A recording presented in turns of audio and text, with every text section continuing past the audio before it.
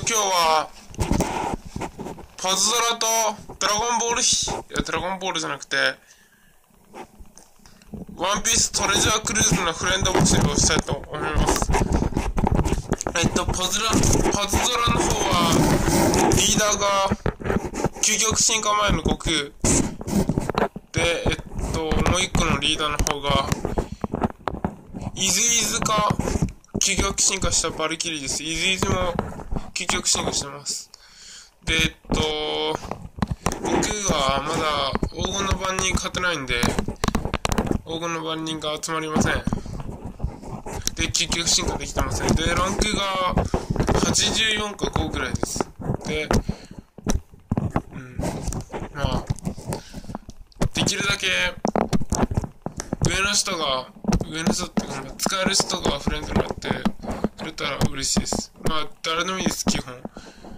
トレクルの方は、まだ、ミホークに石を貯めてて、まだミホークゲットできてません。で、リーダーがアロンか、早属性パーティーを一応作ってるんで、早属性パーティーの、サンジか、あとは、ゾンビパのシストンさんのゾロを使ってまして、ランクは88です。まあ、89なのかな。で、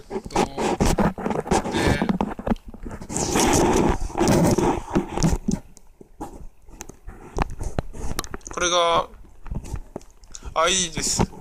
22855、パズラの方が228、こっちがパズラです。で、こっちがトリクルです。